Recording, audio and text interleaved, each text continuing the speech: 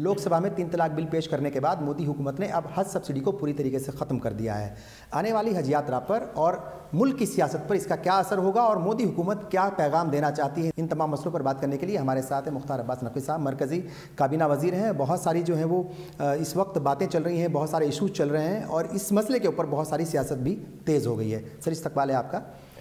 एक के बाद एक जो है वो इक़दाम उठाए जा रहे हैं आपकी हुकूमत की तरफ से और अभी हज सब्सिडी को ख़त्म कर दिया गया।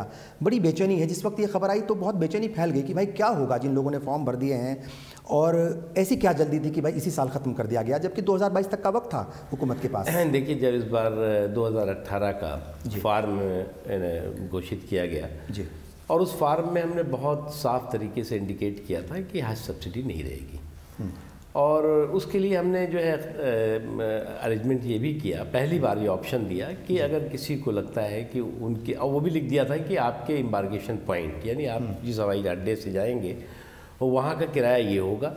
आपके लिए हम दूसरा चॉइस दे रहे हैं जहाँ पर 50, 60, 70% कम किराया है कि आप यहाँ से भी जा सकते हैं। और जैसे हमने श्रीनगर वाले को कहा कि भाई श्रीनगर से किराया जो है ये होगा और आपको जो है अगर आप दिल्ली से जाएंगे तो आपको कम से कम आधे में आप चले जाएंगे, है ना। ऐसे ही हमने औरंगाबाद वाले को कहा कि ये औरंगाबाद का किराया ये है, अगर आप मुंबई से जाएंगे तो आपको इतने में चले। हाँ, एक थोड़ा सा कन्फ्यूजन सर ये है कि अगर दिल्ली से कोई हाजी जा रहा है तो तकरीबन 60 से 70 हज़ार के बीच का किराया होगा। वही किराया वही एयर इंडिया है, कश्मीर से जाती है यानी श्रीनगर से जाती है तो वो तकरीबन 1.25 लाख बैठता है। देखिए, तो ये डिफरेंस इतना क्यों है? और नहीं, फ़र्क है। देखिए क्या है, कभी कभी लोग कहते हैं ना साहब इंटरनेशनल फ़्लाइट्स के किराए बहुत कम होते हैं, डोमेस्टिक किराए बहुत ज़्यादा होते हैं। वाइड बॉडी यानी कि बहुत बड़ा जो जहाज़ होता है उसका ऑटोमेटिक किराया कम होगा क्योंकि इसमें पैसेंजर ज़्यादा हो जाते हैं, टाइम कम लगता है। उस जो छोटे जितने जहाज़ होंगे उसमें किराया ऑटोमेटिक बढ़ता जाएगा जी। और इसीलिए ये जो जिन एम्बार्केशन पॉइंट्स पे किराया ज़्यादा होता है वो छोटे एम्बार्केशन पॉइंट है, गया है जैसे, श्रीनगर है जैसे, औरंगाबाद है, या और भी जो छोटे एम्बार्केशन पॉइंट्स हैं वहाँ किराया ज़्यादा है। और जो बड़े एम्बार्केशन पॉइंट है वहाँ किराया बिल्कुल बहुत कम है। मुंबई है, दिल्ली है, अहमदाबाद है, हैदराबाद है, बेंगलुरु है, जो जितने भी ये बड़े कोलकाता है वहाँ छोटे बहुत किराया कम है। और एम्बार्केशन पॉइंट को कम करने की भी बात हो रही थी, नहीं तो वो शायद इस साल नहीं होगा, अगली बार से कोई इस बार कोई एम्बार्केशन पॉइंट नहीं, पूरे 21 एम्बार्केशन पॉइंट्स हैं। हमने इस बार चॉइस दी है, ऑप्शन दिया है कि भाई आप चाहें तो यहाँ से भी जा सकते। मोटे तौर पर ये नहीं पता था सबको कि हज सब्सिडी जो है वो अचानक खत्म कर दी जाएगी। प्राइम मिनिस्टर नरेंद्र मोदी की तरफ से कब इशारा मिला कि अब आप ऐलान कर दीजिए? देखिए, क्योंकि ऐलान जो है वो आपकी तरफ से हुआ था। पहली बात ये है कि जो हज का मामला है जी, हज का अफेयर है वो मिनिस्ट्री ऑफ माइनॉरिटी अफेयर्स देखती है जी। और उससे भी इम्पॉर्टेंट ये है कि मैं तो खैर मकदम करूँगा जी आपके प्रोग्राम के ज़रिए तमाम लोगों का, तमाम मुस्लिम तंजीमें हैं, तमाम मुस्लिम ऑर्गेनाइजेशंस हैं, तमाम इंडिविजुअल हैं, लगभग सभी ने, इवन पॉलिटिकल पार्टीज जी, सभी ने जो है वो इस हमारे फैसले का स्वागत किया जी। हज जो है वो हज सब्सिडी जो है वो बदनामी ज़्यादा कर रही थी, फ़ायदा बहुत कम कर रही थी, बदनामी का बायस ज़्यादा बनी हुई थी। और इतिहास, आने वाला इतिहास जो है वो नरेंद्र मोदी जी की सरकार को और हमारी जो ये सरकार का फैसला है इसको जो है वो सुनहरे अक्षरों में लिखेगा। हाँ। मतलब ये मामूली बात नहीं थी, आप बचपने से सुनते आ रहे हो, उससे पहले आपके भी फैमिली के लोगों ने सुना होगा कितनी गाली ब्रिटिश वक्त में भी दी जाती थी सब्सिडी, और सब्सिडी के नाम पे कितनी गाली खाई गई होगी। ठीक है, बिल्कुल सही है। आज जो है वो सब्सिडी खत्म होने के बाद भी कोई बहुत बोझ नहीं पड़ रहा है। उसके अलावा मैं कोई इस्लाम का बहुत विद्वान नहीं हूँ, लेकिन ABCD जो जानता हूँ उसमें आप जो है वो अगर आप एलिजिबल हैं, आप जो है वो पूरी तरह से आर्थिक रूप से संपन्न है, तभी आप हज करने जाते हैं, तभी आपके ऊपर हज जायज़ है। कंडीशनल भी है कि भाई आपने तमाम काम निपटा लिए हो, आपके पास पैसे हो, कर्ज ना लिया हो, आप उधार लेके नहीं जा सकते। बिल्कुल ठीक है, आप किसी की मदद से नहीं जा सकते। ये बात सही है कि तमाम पॉलिटिकल पार्टीज, जो अपोजिशन पार्टीज हैं, उन्होंने भी अपने अपने अंदाज में इसका इस्तेमाल भी किया है। कुछ अपोजिशन है तो करेगा नहीं। उनका ये कहना है कि भाई आप जो है वो मजहब देख करके रियायत को ख़त्म कर रहे हैं। हिंदू मजहब के जो कुछ ऐसी रसूमात हैं जिनको अदा करने के लिए, चाहे वो कुंभ का मेला हो, चाहे जो है वो मानसरोवर की यात्रा हो, चाहे वो दूसरी तरह की चीज़ें हों, उनके ऊपर आप जो है वो सब्सिडी देते हैं या रियायत देते हैं। तो ये मुसलमानों के साथ ऐसा क्यों? देखिए, सेंट्रल गवर्नमेंट किसी भी धार्मिक जी। हज के छोड़ दीजिए आप, अभी तक किसी भी धार्मिक काम के लिए कोई सब्सिडी नहीं देती थी और न देती है, और हज पे भी अब नहीं देती। तो अब इसलिए अब तो सेंट्रल गवर्नमेंट बिल्कुल पाक साफ है जी। लेकिन जो लोग सवाल उठा रहे हैं, मुझे लगता है कि जो तर्क कर रहे हैं वो कुतर्क के साथ कर रहे हैं। कहते हैं जी मानसरोवर यात्रा, उसके बाद कुंभ मेला, माघ मेला, क्या क्या पता नहीं क्या बता रहे हैं। जी हाँ। उन अकल के दुश्मनों को कम से कम ABCD समझ लेना चाहिए। भारत एक ऐसा देश है जो डेमोक्रेटिक कंट्री है और संविधान से चलता है। हम अपने नागरिकों की स्वास्थ्य की, सुरक्षा की और भी जो व्यवस्था है, सुविधा, वो हम देना हमारा संवैधानिक हक है। चाहे वो कुंभ मेला हो, चाहे माघ मेला हो, चाहे वो और भी जो यात्राएं हैं वो हो, वहाँ पे स्वास्थ्य अगर किसी का ख़राब होगा तो हम उनको स्वास्थ्य की सुविधा देंगे। अगर जो है वहाँ पर सड़कों का ज़रूरत है, पानी की ज़रूरत है, बिजली की ज़रूरत है, तो वो सरकार की रिस्पॉन्सिबिलिटी है कि वो अपने नागरिकों को, स्टेट गवर्नमेंट करती भी है। हाँ। और मध्य प्रदेश हुकूमत जो है वो अगर कोई ख्वाजा के दर पर जाता है, यानी जो है अजमेर शरीफ जाता है, तो उनके लिए भी बहुत सारी फैसिलिटीज चलाती है। वो कह रहे हैं कि आप स्टेट का ये पूरा काम है, उसमें मरकज़ का कोई काम नहीं। उनको ये नकल के दुश्मनों को ये नहीं मालूम कि हज सब्सिडी खत्म हुई है। हर स्टेट में हज हाउस है, सैकड़ों लोग उसमें काम करते हैं, हज के मैनेजमेंट के लिए है। वो सेंट्रल गवर्नमेंट का हज हाउस है जो कि हज के मैनेजमेंट के लिए काम करता है। यही नहीं, सैकड़ों की तादाद में हम डॉक्टर्स भेजते हैं। जब हज के दौरान वहाँ पर हमारे 1,75,000 हिंदुस्तानी मक्के और मदीने में रहेंगे जी। तो किसी की तबीयत ख़राब हो जाएगी, किसी कोई जो है वो किसी कोई और खुदा न खास्ता एक्सीडेंट हो गया, खादिमुल हुज्जाज भी जाते हैं। खादिमुल हुज्जाज भी जाते हैं, एम्बुलेंसेज भी रखते हैं हम जी। हमारा अपना CG हज का एक पूरा ऑफिस है। तो ये जो हमारी कॉन्स्टिट्यूशनल ड्यूटी है उसको तो हम निभा रहे हैं। वो फैसिलिटीज जारी रहेंगी, कहीं ऐसा तो नहीं कि आने वाले पूरी फैसिलिटीज जारी रहेंगी और भी मजबूती से हम फैसिलिटी देंगे। चूंकि ओवैसी भी बोले, लगातार वो मांग भी कर रहे थे कि हज सब्सिडी खत्म कर दी जाए, लेकिन उनका सवाल वही था जो आपने जवाब दिया। सवाल में जी हाँ, सवाल में खुद ही उनका जवाब कंफ्यूज है वो। बिल्कुल ठीक है। एक सवाल ये था, सब हर आदमी को ये लगता है कि वो जो हज सब्सिडी है ये कहीं भी जाती है, बात की भाई वो एयर इंडिया को जाती है, लेकिन इनडायरेक्ट वे में फायदा तो उसका हाजी को ही होता है। तो ये पूरा मसला क्या है और किस तरीके से जो है आने वाले वक्त में और ऑप्शन जो है वो क्या क्या होने वाले हैं? जैसे फॉर एग्जांपल मैं जैसे बता दूं आपको, जैसे मान लीजिए कि श्रीनगर का किराया जो है वो मतलब हम किराया लेते थे 50,000 60,000 रुपया जी, और लगभग जो है वो 80-90 हज़ार रुपये सब्सिडी जाती थी जी। तो किराया होता था 1,50,000 60,000, तो उसमें जो जाता था उसको जो है वो 50,000 या 60,000 देना पड़ता था। सिर्फ 3-4 एम्बार्केशन पॉइंट पे ये चक्कर था। वही जो 1,60,000 रुपये देकर के श्रीनगर से हज करने कोई व्यक्ति जा रहा है, वही आदमी अगर दिल्ली से जाएगा उसको 50,000 में 60,000 में चला जाएगा बिना सब्सिडी के। तो ये हमने एक सुविधा की है और आने वाले दिनों में हमने तो पानी के जहाज़ भी अभी सऊदी अरब में जो हमारा बायलैटरल एग्रीमेंट था, तो पानी के जहाज़ का भी उन्होंने ग्रीन सिग्नल दी है। उस इंशाल्लाह आगे आने वाले दिनों में पानी के जहाज़ से भी लोग जाएंगे। आज़मीन का ये कहना है और जो मुस्लिम तंजीमें हैं उनका भी ये कहना है और बहुत सारे लोगों का ये कहना है कि क्यों ना एयर इंडिया को छोड़ करके दूसरी जो है एयरलाइंस है उनके ज़रिए भी सफ़र हज जो है वो हो। यानी उनका ये साफ तौर पर कहना है कि ग्लोबल टेंडरिंग जो है वो निकाल दी जाए, ग्लोबल टेंडर निकाल दिया जाए ताकि अलग अलग जो है वो कंपनीज़ की एयरलाइंस आए। हज करने कहाँ जाना है हमको? मक्के और मदीने में जाना है, यानी कि दूसरे मुल्क में जाना है। हमें बम्बई में नहीं हज होता, कलकत्ता में हज नहीं होता, गुवाहाटी में हज नहीं होता कि हम यहाँ से सारी चीज़ डिसाइड कर दें जी। ग्लोबल टेंडरिंग का देखिए 50% जो हज यात्री हैं उनको सऊदी एयरलाइंस ले जाती है और 50% जो है वो हमारे इंडियन कैरियर जो हैं, चाहे वो इंडियन एयरलाइंस हो, चाहे वो और भी जो जेट है, गो एयर है, फला है, डिमाका, जो भी होगा, इंडिगो, तो वो ले जाते हैं। अब जो है वो ग्लोबल टेंडरिंग की बात, अभी हम तो बहुत खुश होंगे कि हम तो चाहेंगे कि ग्लोबल टेंडरिंग हो जाए, पूरी दुनिया के जो है वो एयरलाइंस वाले आकर के यहाँ पे बैठ जाए। लेकिन सऊदी से जो हमारा समझौता है या सऊदी का जो सिस्टम है वो बिल्कुल उसको इजाज़त नहीं देते। वो कहते हैं कि भाई 50% हम अपने सऊदी एयरलाइंस से लाएंगे और 50% आप लाइए, बीच में तीसरी पार्टी को आप मत डालिए। उनका बहुत क्लियर कट कहना है। अब हम उनसे कैसे झगड़ा करेंगे कि साहब जो है वो हम तुम्हारे मुल्क में जो है वो अमेरिकन एयरलाइंस लेके आने वाले हैं, हमारे मुल्क में हम सिंगापुर एयरलाइंस से हम लेके आएंगे अपने। उनमें उनके अपने कुछ कायदे कानून है, क्योंकि उनकी भी देखिए मजबूरी समझने की ज़रूरत है जी। उनके मुल्क में इस मतलब 50-60 लाख लोग आते हैं पूरी दुनिया से, उसको मैनेज करना, सबकी सुरक्षा करना, एयरपोर्ट की सुरक्षा करना, एयरपोर्ट पे प्रॉब्लम ना हो, तो इसलिए वो भी ये सोचते हैं कि बड़े इंतजाम करने पड़ते हैं, बड़े, इसलिए वो भी सोचते हैं कि जो एयरलाइंस उनकी जांची परखी हो, गवर्नमेंट पे जिस पे कंट्रोल हो, उस एयरलाइंस को ही हमें अलाउ करें, ताकि हम जो है वो आसानी से जो है वो सारी चीज़ों को कर ले। अब हम 10 एयरलाइंस और डाल देंगे, वो कहेंगे साहब इनको कंट्रोल कौन करेगा। रास्ता क्या है साहब? चूँकि आपने कहा था कि हम कुछ अलग अलग विकल्पों के ऊपर काम कर रहे हैं ताकि जो सफ़र हज पर जाने वाले लोग हैं उनको राहत मिले, चूँकि ये पैसा बढ़ जाएगा। एक आदत थी कि भाई 40-50 हज़ार रुपये की सब्सिडी मिल जाती थी, तो अब कौन कौन से वो रास्ते हैं या कौन कौन से वो विकल्प हैं जिनके ऊपर आप लोग काम कर रहे हैं? जैसे हमने इंदौर वालों को ऑप्शन दिया कि आप चाहो तो मुंबई से चले जाओ, ठीक।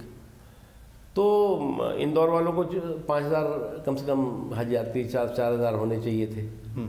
लगभग शायद 100 हज यात्रियों ने इंदौर से भरा और सबने बॉम्बे से भर दिया है, ठीक। क्योंकि इंदौर से बॉम्बे जाने में 1,000-1,500 लगेगा। सही। तो वो क्यों जो है वो इंदौर से जो है वो 50,000 60,000 ज़्यादा दे करके जाए।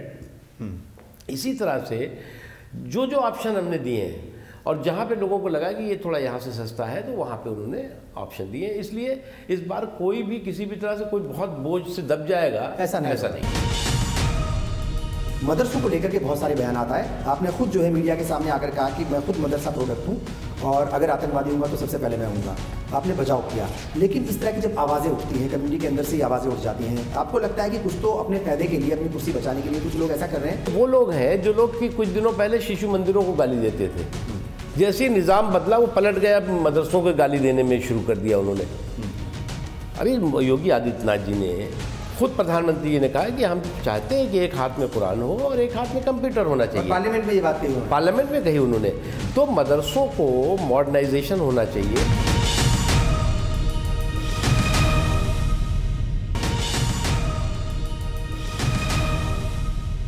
तकरीबन हर साल के हिसाब से अलग अलग जो है वो रकम आती थी। 700 करोड़ के करीब जो है अभी पिछले साल के हिसाब से देखें, या जो इस साल खर्च होने वाली थी, वो 700 करोड़ का आंकड़ा आ रहा है। तो इस पैसे को अब आपने भी कहा कि जो मुस्लिम बच्चियां हैं उनकी तालीम पर खर्च किया जाएगा, तो क्या माना जाए जो माइनॉरिटी मिनिस्ट्री का जो बजट है, क्या ये उसका हिस्सा हो जाएगा?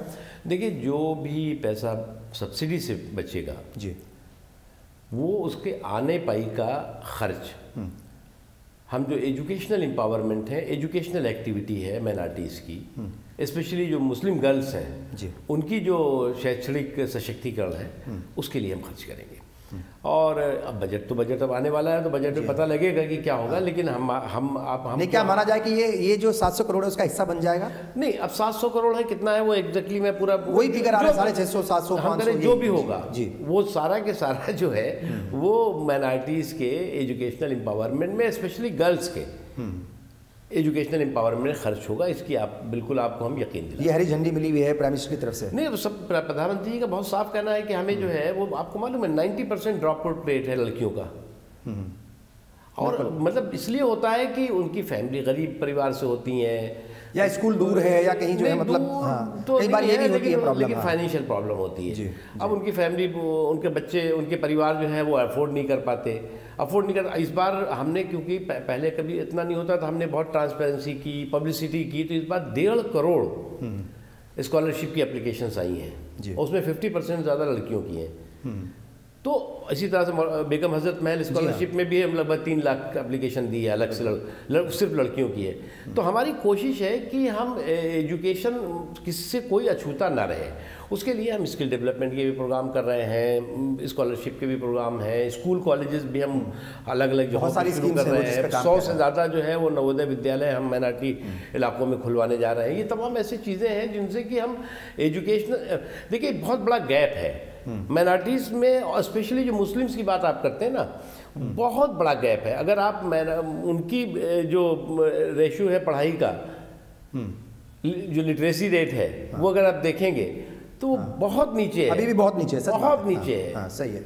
अच्छा, ये बताइए साहब, ये जो आपने ऐलान किया और मीडिया के जरिए फिर खबरें आई, कितने दिन पहले या फिर कितने दिन बाद प्राइम मिनिस्टर से बात हुई इस मसले पर, और उन्होंने जानना चाहोगा कि राय क्या है, लोगों के रिएक्शन क्या आ रहे हैं, तो मतलब जो है उन्होंने कुछ जानना चाहे इस बारे में, कुछ बात हुई? नहीं, देखिए सरकार में आप सारी चीज़ों पे बात होती है, प्रधानमंत्री जी से ही बात हुई, तमाम और भी जो कुलीग्स हैं उनसे बात होती है, और बात होने के बाद जो पॉलिसी होती है उसको तय करते हैं हम लोग। बिल्कुल। जैसे ट्रिपल तलाक का जो है बिल पेश कर दिया गया, उसको पास करा लिया गया पार्लियामेंट से, उसके बाद जो है वो बिना महरम के आप ख़वातीन भेज रहे हैं, ये मतलब बड़ा हिम्मत वाला काम है ये। और अब हज सब्सिडी को ख़त्म कर दिया वक्त से पहले, 2022 तक ख़त्म होनी थी वो। ये बड़ी हिम्मत वाला काम है। लोग कह रहे हैं कि प्राइम मिनिस्टर मोदी जो है वो एक मैसेज देना चाहते हैं कि मुझे परवाह नहीं है कौन क्या कह रहा है, जो करना है वो करके रहना है। देखिए, आपको याद होगा कि जब GST आई तो भी लोगों ने कहा साहब सारे व्यापारी नाराज हो जाएंगे, ये तो बीजेपी के वोटर हैं, मोदी जी ने क्या कर दिया, GST क्यों कर दिया। लेकिन मोदी जी ने कहा कि देखो, वोट हमारे लिए जो है विकास का मसौदा, वोट का सौदा नहीं है, और इसलिए जो है वो हम कभी भी वोट के कौन देगा नहीं देगा नाराज, हम देश को सर्वोपरि मान करके और लोगों के जो सरोकार है उनको जो है वो बेहतरी के लिए हम काम करेंगे। अब डिमोनेटाइजेशन जो हुआ, जिसे नोटबंदी कहते हैं, सपने में कोई सोच सकता था क्या? तो ये मोदी जी का ही जिगरा है कि जो बड़े से बड़े जो रिफॉर्म वाले फैसले हैं वो करते हैं। जो लोग कहते हैं ना 2022 तक जी था, उससे पहले ख़त्म कर दिया, तो पहली बात तो ये सरकार को सब्सिडी देनी हक में था कि हाँ वो कब फैसला ले, लेकिन 2022 तक सुप्रीम कोर्ट ने ये नहीं कहा 2022 तक खत्म करो, उनका आप खत्म करिए धीरे धीरे, लेकिन 2022 तक तो बिल्कुल खत्म करना है। बिल्कुल, ये कहा था उन्होंने। जैसे आपको ये कहा जाए कि ये अगले 10 साल दिए थे भाई, 2012 में बात हुई थी, अगले 10 साल तक खत्म कर दीजिए। हाँ, तो मतलब यही है कि मैसेज देने की कोशिश है, और खासतौर से माइनॉरिटी से जुड़े जो इश्यूज़ हैं, जो मुसलमानों से जुड़े इश्यूज़ हैं, उसमें लोग कहते हैं कि जब आप एक कम्युनिटी के खिलाफ या फिर उससे जुड़े हुए कुछ फैसले लेते हैं तो फिर जो है वो दूसरी कम्युनिटी को इकट्ठा करने का मौका मिल जाता है। सियासत भी होती है, सियासत हो भी रही है इसके ऊपर। नहीं, कहाँ सियासत हो रही है? अच्छा, आप ये बताइए, कितना मुसलमानों ने सड़क पे खड़े करके और झंडे लगा करके विरोध किया कि भैया सब्सिडी ख़त्म कर दी तुमने, बड़ा जुल्म कर दिया? किसने कहा? अरे कुछ पॉलिटिकल लोग, कुछ जिन्हें कि ABCD नहीं मालूम, वो तो कह रहे होंगे अरे भाई ये तो बहुत बड़ा एहसान किया है इस सरकार ने मुसलमानों पर, जो मुसलमान गाली खा रहे थे। हाँ। जो एक कलंक बना हुआ था, जिसको देखिए वो कहता था इनको सब्सिडी क्यों देते हो भाई, इनको क्यों सब्सिडी देते हो तुम? तो वो तो मोदी जी ने इतना बड़ा डिसीजन करके ये एक बहुत बड़ा काम किया है। और इतिहास जो है, मैंने कहा इतिहास आने, जब कभी भी इतिहास लिखा जाएगा तो ये भी लिखा जाएगा कि अंग्रेज़ों ने दिया, इंदिरा गांधी ने दिया, फला ने दिया, ढिमाका ने दिया, लेकिन मोदी जी ने उस कलंक को मिटा दिया, उस बदनामी के दाग को हटा दिया। इंटरनेशनल ह्यूमन राइट वॉच करके एक जो है वो इंटरनेशनल NGO है, तंजीम है, उसके कुछ आंकड़े आए हैं। वो कह रहे हैं कि 2017 में हिंदुस्तान में माइनॉरिटीज़ के ऊपर बहुत सारे हमले हुए और मोदी हुकूमत नाकाम रही उनको रोकने में। किसी की हुकूमत हो, हमला, दंगा, इसको कोई जस्टिफिकेशन नहीं है। लेकिन मुझे इस बात की खुशी है कि इस 3 सालों में, 3.5 सालों में एक भी बड़ा कम्युनल राइट मुल्क में नहीं हुआ है। जैसे हम कहते थे ना पहले कि साहब भिवंडी जल गया, बड़ौदा जल रहा था, बनारस में दंगे हो गए, कभी भागलपुर में हो गए, हाँ, मलियाना में हो गया, मेरठ मुजफ्फरनगर हो गया, बम्बई में जल जाता था, कहीं दंगा नहीं हुआ। हाँ, क्रिमिनल इंसिडेंट बहुत से हुए हैं जिसको कि वक्त पे कम्युनल जामा भी पहनाया गया है, वो भी नहीं होने चाहिए।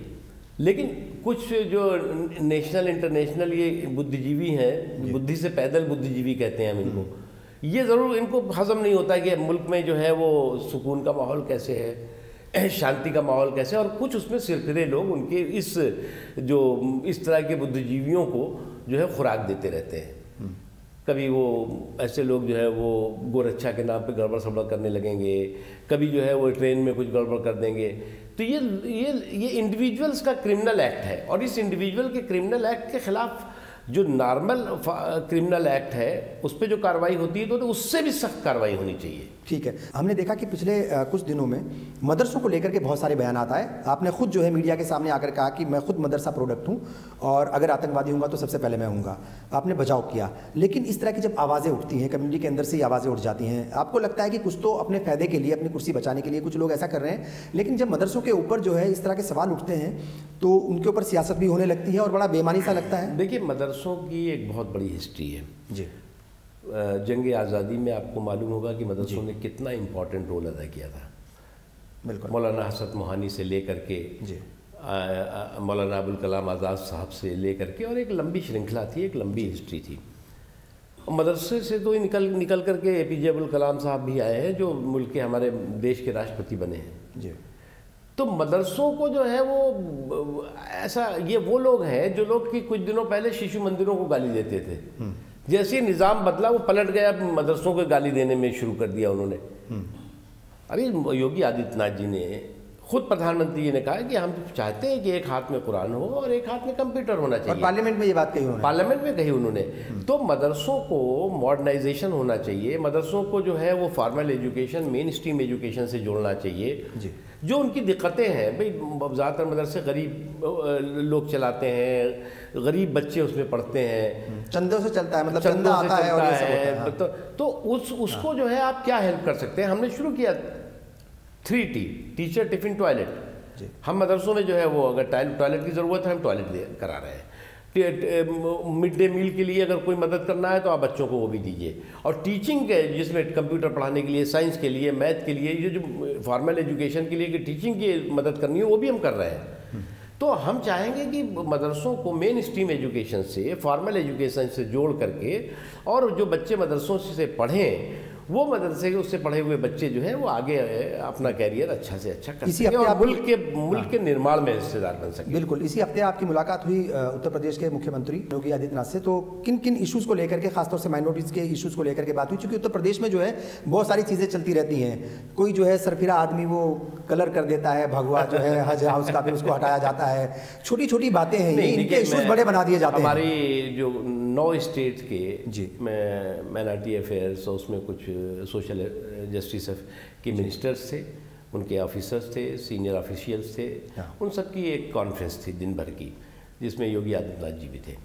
और योगी आदित्यनाथ जी ने बहुत साफ, बहुत अच्छी तरह से कहा कि जो समावेशी विकास है वो हमारा संस्कृति, हमारी संस्कृति भी है, हमारा संस्कार भी है। बिल्कुल। और हम किसी भी समाज के हिस्से को अछूता नहीं छोड़ सकते विकास की रोशनी से। इसलिए हम सबका ये जिम्मेदारी है, हम सबकी ये रिस्पॉन्सिबिलिटी है, हम सबका ये राजधर्म है कि हमें जो है वो समाज के आखिरी आदमी तक ईमानदारी के साथ, बिना भेदभाव के विकास की रोशनी पहुंचाना है। और उस सिलसिले में हमारी सरकार काम कर रही है। जो भी गवर्नमेंट अभी होनी चाहिए, जो भी सरकार होनी चाहिए, उसको बिना भेदभाव के, हम बार बार कहते हैं ना, बिना तुष्टीकरण के सशक्ति, तुष्टीकरण भी बड़ी गाली थी। हाँ। जब आपकी तरफ से आवाज़ उठी थी साहब। हाँ, मैं बिना तुष्टीकरण के सशक्तिकरण, ठीक है, एम्पावरमेंट विदाउट अपीजमेंट। और उसका नतीजा है कि आप ईमानदारी के साथ, अगर हमने जो है वो लाखों लोगों को रोज़गार से जोड़ने का काम किया है, एजुकेशन के नाम में अगर आप देखें तो हमने जो है 3.25 करोड़ लोगों को अब तक स्कॉलरशिप दे दी इन 2.5 सालों में। और तमाम ऐसे हम चीज़ें कर रहे हैं जिसको कि हम ईमानदारी के साथ लोगों को जो है वो इनका एम्पावरमेंट चाहते हैं। ये बताइए साहब, मुल्क की सियासत में जो है वो अच्छा खासा आपका दखल है और पार्टी में कार्यकर्ता से लेकर के और अलग अलग ओहदों पर आपने काम किया है। जो सियासत चल रही है और गुजरात इलेक्शन के बाद जो माहौल बना है, या गुजरात इलेक्शन का जो माहौल था, फिर उसके बाद जो है सब हार जीत हो गई है, तो कांग्रेस को अब किस नज़रिए से आप देख रहे हैं? और खासतौर से राहुल गांधी के अंदर क्या मैच्योरिटी आई है पहले के मुकाबले, कि राहुल गांधी क्या लीडर बन करके निकले हैं? क्या आप सीरियस लेने लगे हैं आप लोग उनको? देखिए, किसी पार्टी में कोई बड़ा अलग अलग ओहदा नहीं, सब एक ही ओहदा होता है, वो कार्यकर्ता का ओहदा होता है। तो इसलिए कोई कहीं जाए कहीं ना, अगर उसे रहना है कार्यकर्ता। राहुल गांधी जी पार्टी के अपने प्रेसिडेंट बने हैं, और जो कहते हैं ना, प्रमोशन विदाउट परफॉर्मेंस वाले प्रेसिडेंट हैं, अच्छी बात है। और सिर मिटाते ही ओले भी पड़े उनके, जैसे ही वो प्रेसिडेंट बने, और गुजरात में आपको देखा ही कि क्या हुआ। लेकिन हमें लगता है, मैं उससे भी ऊपर कहता हूँ, मैं चाहता हूँ कि अपोजिशन स्ट्रांग होना चाहिए, कंस्ट्रक्टिव होना चाहिए, इफेक्टिव होना चाहिए। अनफॉर्चुनेटली दिक्कत क्या आई है कि कांग्रेस पार्टी और कांग्रेस पार्टी की पूरी लीडरशिप पूरी तरह से कंफ्यूज है। उसे ये नहीं समझ में आ रहा है कि वो अपोजिशन के रोल में है या वो अभी भी जो है वो सामंती रोल में है। उन्हें लगता है कि अभी भी हम सरकार और सत्ता में है बैठे हुए। वो ये भूल गए हैं कि पूरे देश से उनका सुपड़ा साफ हो गया है, थोड़े से हिस्से में कहीं बचे हुए हैं, वो भी जिस दिन जनता चाहेगी धक्का देगी, निकाल देगी। तो उस चीज़ को वो एहसास नहीं कर पा रहे हैं, समझ नहीं पा रहे हैं। उन्हें ये भी नहीं समझ में आ रहा है कि उन्हें जो है वो अब शुरू करना पड़ेगा, ABCD से शुरू करना है। अभी वो सोचते हैं कि हम जो है वो एकदम लास्ट पायदान पे खड़े हुए हैं, कोई बात नहीं, ज़रा सा आगे बढ़ेंगे तो हम बस सत्ता की कुर्सी पर बैठ जाएंगे। सत्ता कोई ऐसी नहीं है कि कोई भी पार्टी जो है वो अमृत पी के सत्ता में के लिए नहीं होती कि अमृत पी लिया अब हम तो हिलेंगे नहीं। सबको मालूम है आज उनको आना है, कल हमको आना है, ये सब चलना है। हाँ। लेकिन क्या सीरियसली आप लोग लेने लग गए हैं कि नहीं उनको? देखिए, उनकी पार्टी उनको सीरियसली लेती है क्या, पहली बात तो ये तय होना होगा। हमारे सीरियस लेने से या जनता देश में तो बाद में सीरियस लेगी, पहले तो उनकी पार्टी के लोगों को उनको सीरियस लेना पड़ेगा। आखिरी सवाल ये साहब कि बजट पेश होने वाला है, क्या कुछ उम्मीदें हैं और क्या कुछ मुल्क की आवाम को उम्मीदें रखनी चाहिए इस बजट से, और क्या कुछ बात हुई आपकी फाइनेंस मिनिस्टर से कि भाई बजट बढ़ा दीजिए, अकलियती तबके का बहुत सारा काम है जो होना है, एजुकेशन के मैदान में आप ऑलरेडी काम कर रहे हैं लेकिन और ज़्यादा काम करना है, कुछ बात हुई, कुछ सिफारिशें की? हमने पिछली बार भी जो है वो रिक्वेस्ट की थी और हमारे फाइनेंस मिनिस्टर साहब ने और प्रधानमंत्री जी ने उस रिक्वेस्ट को स्वीकार किया था और पिछली बार बजट बढ़ गया था हमारा। और दुआ करते हैं, रिक्वेस्ट कर चुका हूँ मैं, अब बजट आने वाला है, मुझे लगता है कि अच्छा हो। सर, हमसे बात की बहुत बहुत शुक्रिया, बहुत अच्छा लगा आपसे बात करके। तो ये थे मुख्तार अब्बास नकवी साहब, इनका साफ तौर पर कहना है कि हज सब्सिडी जो खत्म हुई है उसको पॉजिटिवली लें, क्योंकि उससे बहुत बड़ा फायदा मुस्लिम तबके को होने वाला है, उनकी बच्चियों को होने वाला है, उनकी एजुकेशन जो है वो और पहले के मुकाबले बहुत ज़्यादा बेहतर होगी। ये मोदी हुकूमत का बड़ा कारनामा है और मोदी हुकूमत को इसके लिए मुसलमानों को शुक्रिया अदा ज़रूर करना चाहिए। विभाग आपने देखा, आप सबका बहुत बहुत शुक्रिया, आदाब।